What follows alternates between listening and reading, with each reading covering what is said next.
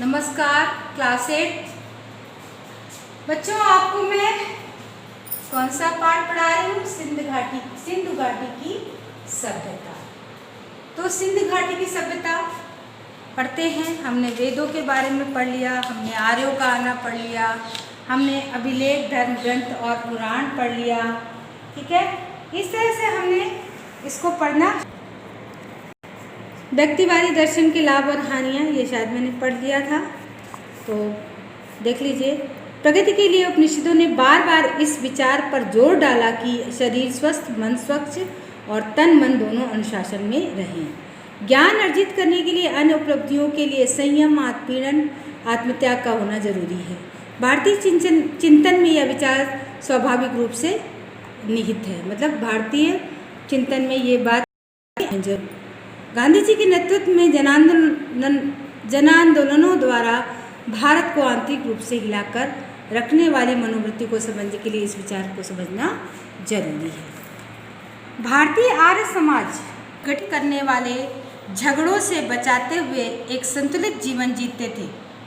एक विशाल ढांचे के अंदर रहते हुए भी लोगों को अपनी पसंद का जीवन बिताने की छूट देकर विशाल दृष्टिकोण होने का परिचय दिया।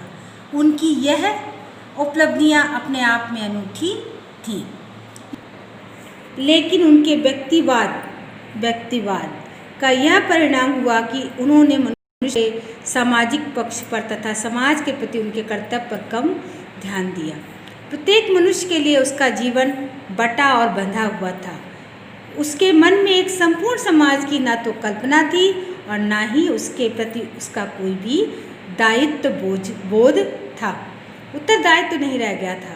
वह समाज के साथ एकात्मकता महसूस करे, इसका भी कोई प्रयास नहीं किया गया। एक लगे उसको समाज का अंग है, ऐसा भी कोई प्रयास उसमें नहीं किया गया। इस विचार का विकास आधुनिक युग में हुआ, क्योंकि यह किसी प्राचीन समाज में नहीं प्राप्त हुआ, इसलिए प्राचीन भारत में इसकी उम्मीद नहीं की जा सकती।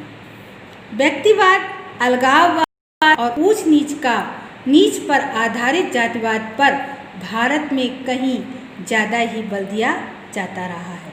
बाद में हमारी जनता का दिमाग इस विचारधारा का कायल हो गया मतलब इसको मानने लगा, इसका पक्षधर हो गया। हमारे सारे इतिहास में यह बहुत बड़ी कमजोरी रही। यह भी कहा जा सकता है कि जाति व्यवस्था में कठोरता के बढ़ने के साथ हमारी बौद्धिक जड़ता बढ़ती गई और जाति की रचनात्मक शक्ति धुंधली होती चली गई।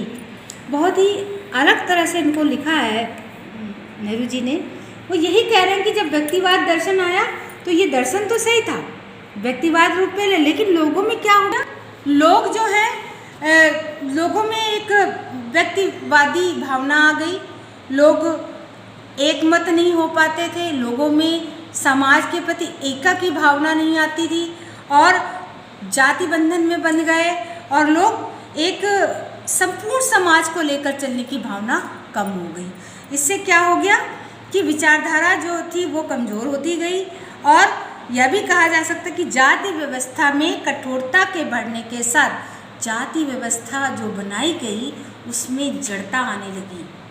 जाति तौर पर लोग एक दूसरे से अलग हुए, जुड़ने की जगह एक अलग हो गए। क्यों? क्योंकि उनमें छोटे बड़े का भेद आने लगा।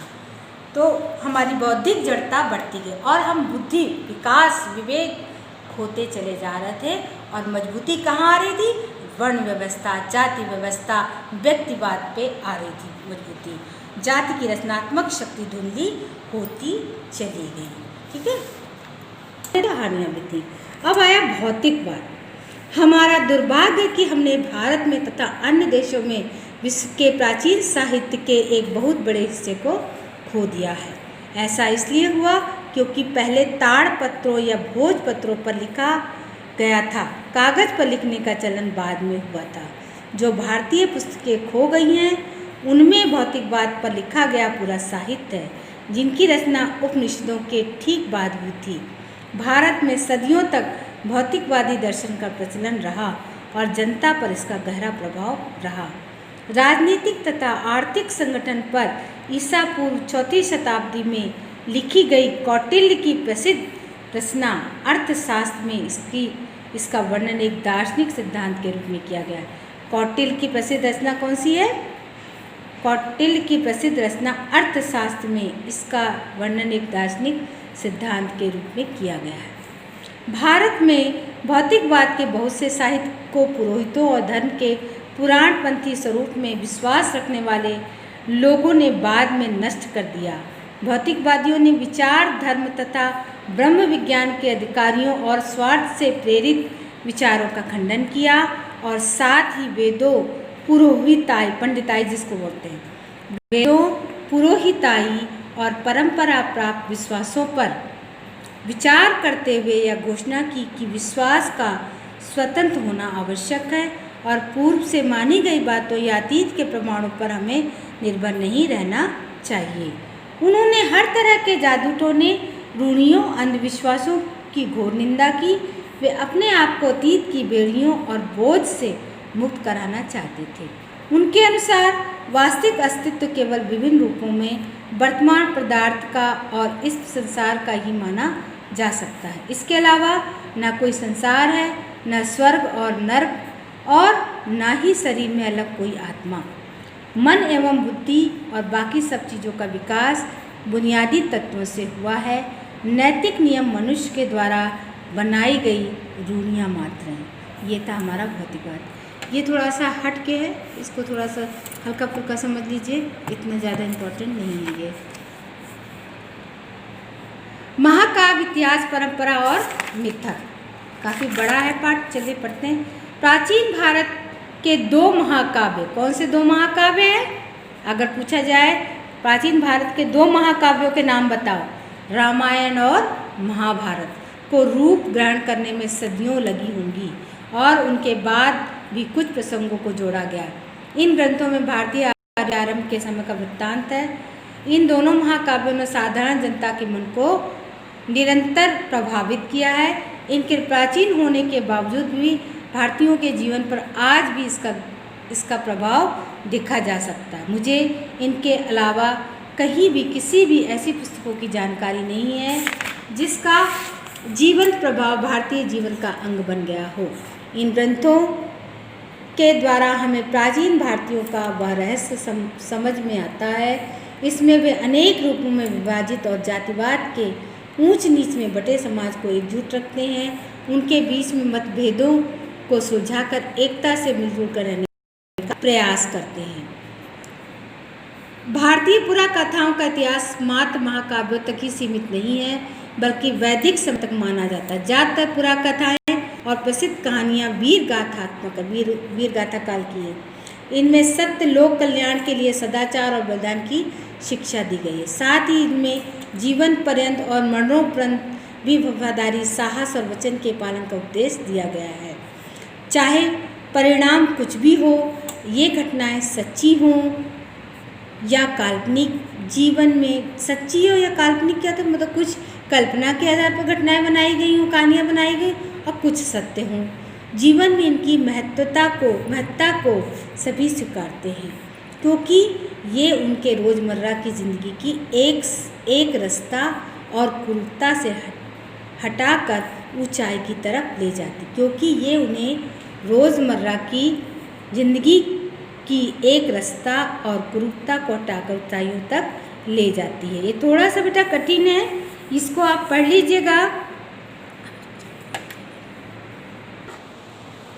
हाँ, भौतिकवाद आपका इतना इम्पोर्टेंट नहीं है, इसमें जो जो इम्पोर्टेंट है, लेकिन पढ़िएगा सारा।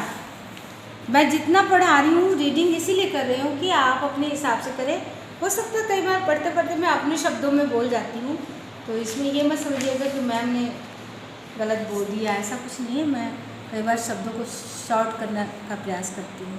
तो आप पढ़िएगा ज़रूर, रीडिंग ज़रूर करिएगा, एक एक चीज़ को समझिए। जितना समझ में आता है उतना समझिए, क्योंकि जब समझ जाएंगे तो ये लेसन आपको बिल्कुल भी अनजान नहीं लगेगा, कठिन नहीं लगेगा। ठीक है बच्चों। फिर यूनानी, चीनी और आवासियों की तरह प्राचीन काल में भारतीय इतिहास नहीं था। ठीक है, तो ये सब आप पढ़ते जाइए, समझते जाइए और इसको करते हैं। आगे हम पता है क्या पढ़ेंगे बच्चों, महाभारत। क्या पढ़ेंगे, महाभारत। ठीक है, महाभारत काफ़ी इंटरेस्टिंग है। फिर भगवत गीता है। ठीक है, फिर से पढ़ेंगे। नमस्कार बच्चों।